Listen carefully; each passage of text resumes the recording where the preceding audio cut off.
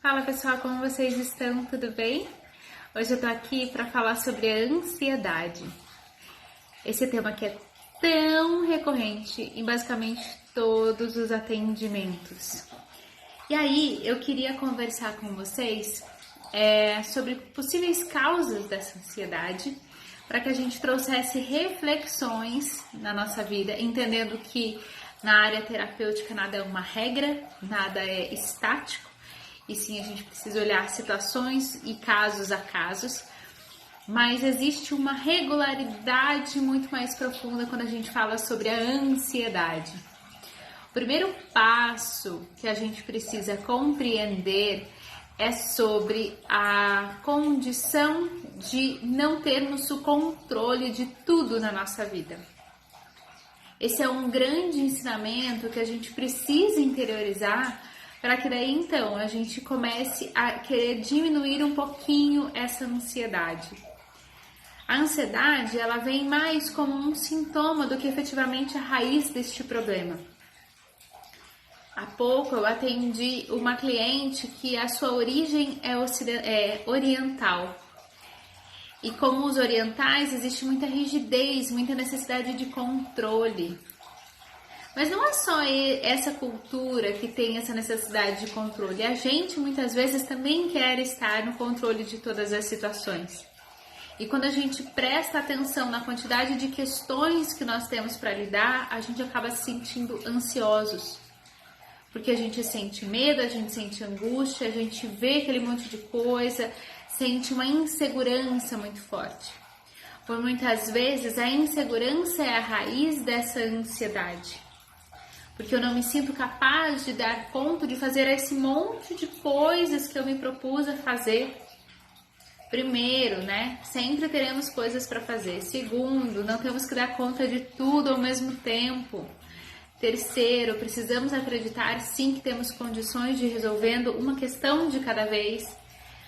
Porque se eu não acredito em mim, que eu dou conta de lidar com essas questões, como que eu vou me sentir capaz e como que eu vou poder realizar tudo isso? Então, acaba que eu me sinto ansiosa porque eu intimamente sou insegura e fico me preocupando se darei ou não darei conta daquilo, como que eu vou fazer, de que jeito que eu vou fazer. Eu me preocupo com a reação das outras pessoas, com o que os outros vão achar sobre mim.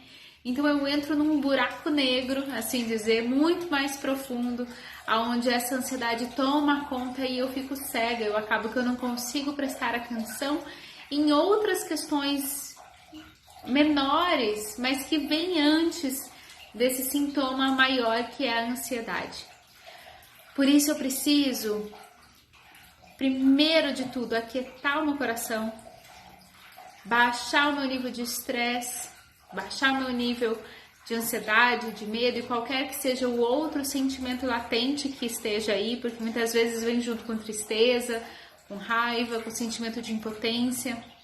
Olhar sim para os nossos pais é um clichê, mas é a resposta da maioria das coisas, porque quando a gente não aceita os nossos pais ou quer mudar lá atrás situações que aconteceram, a gente também acaba reproduzindo isso no dia de hoje. Então, se eu não conseguir consertar lá atrás, eu acabo que não consigo consertar no dia de hoje também.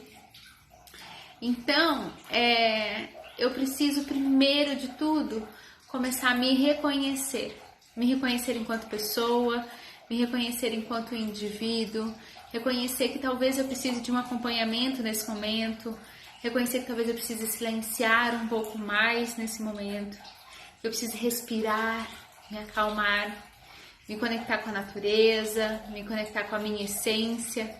Então só quando a gente começa a trazer essa conexão genuína, quando a gente começa a silenciar o nosso mental, o nosso coração, a diminuir toda essa carga de estresse, de hormônios negativos, a gente consegue começar a acessar a raiz deste conflito.